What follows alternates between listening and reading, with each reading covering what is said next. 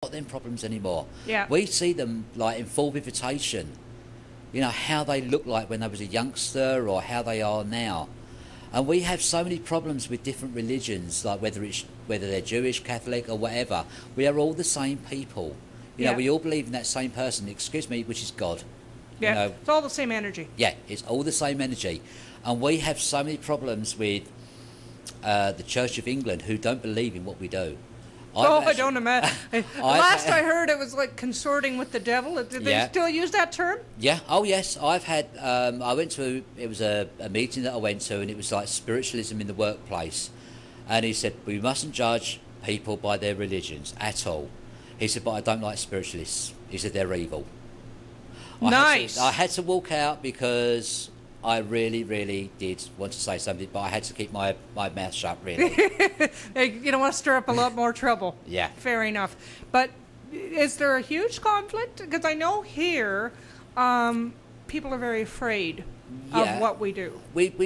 I think more people are learning about spirit world. Yeah. You know, we've got a lot of other communities that want to know about spirit. They need to know. Well, how do you know that? How do you know that about my mum? How do you know that about my grandmother? Well, it's my guide that I work with, and he's giving me the information through him.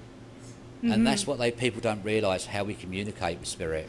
So for me, my people talk to your people and tell me what's going on. I call it a four-way communication because I don't directly connect to the person's loved ones. Yeah. I connect to my spirit guides who then do the communication. Do you work the same way? I do work the same way, but I still see them as well. Oh, you see them in that, but I don't, because you don't know what that spirit is going to come with, whereas I know my spirit guides are going to protect me and take care of me. Yeah. So, not that anybody's loved one is meaning to cause harm, no, but usually they come in like, and they're on top of you, and they bring everything with them sometimes, and it's like, oh man. So it's a way of making sure that I don't get overwhelmed or overloaded. You find the same thing? I find exactly the same thing, and if I'm working too hard, they'll say rest. Yeah. You know, it's like before I came over, I was really working. I'd done so many readings, and I'm thinking, I know that I've got to come over to Canada. I know that I'm working, just make me rest. And they did make me rest. They made me sleep for a very, very long time. And now my energy's back up. And so that's what's wrong with me. Yeah, you got to rest. Just rest. That's what they keep saying. And I mean, I love doing it also as well. It's like the paranormal. I'm very, very interested in going to paranormal places, old haunted buildings. So you like to go do the ghost tracking kind of stuff? Yes, some of the information that you pick up. And you get a lot of skeptics out there who don't realise what it's all about. And it's just giving information. They're not there to hurt you.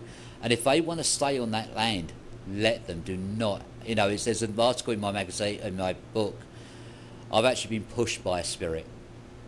And I learned never to push a spirit because there are spirits out there that can be active. Yeah. And he pushed me and he didn't like me. He didn't like men. He liked women, but he didn't like men. Yeah. And he made us go out all that room. And I said, okay. Leave it. I'm out of here. And I stood outside, and he was a very very persistent spirit. He had a drink problem. Yeah. And this is what his problem was, and he had a lot of regret. And I was having a chat with him, and then all of a sudden he said, I don't like you, out. Yeah. And he shoved all the men out. So I thought, okay, and just left him like that. Do you do paranormal work for people that are dealing with?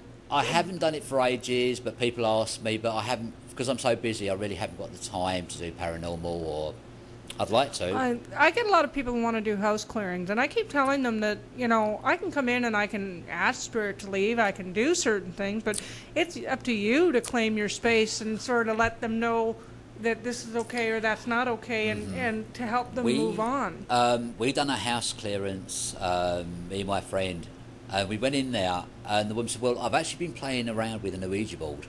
Mm-hmm. Ouija boards are not supposed to be played around with.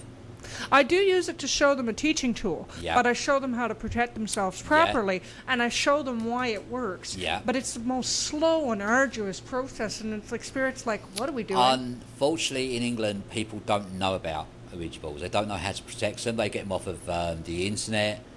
Oh, yeah, there's a lot of crap. Yeah, and they're inviting people in to their house, and they've had so much things happening, things being thrown around the room. Things being thrown around the room. You're looking at spirit that's in the astral plane.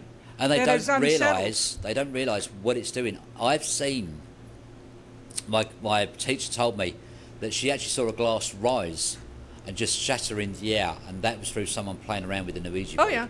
Oh, it's not something. Unless you're taught by someone who's experienced as a spiritual medium, I'd advise anybody not to play around. Not to go there. If you want to sit in a development circle and it's taught in an evening, Yeah. we had a bunch of people and they had loved ones that had just crossed over, so they were closer to the earth plane. A couple of them had lost their spouses within a couple of years. Yeah. And the messages that came through were very, very specific and specific to the group, because I basically protect the whole house and I won't let any nonsense in the door, you know.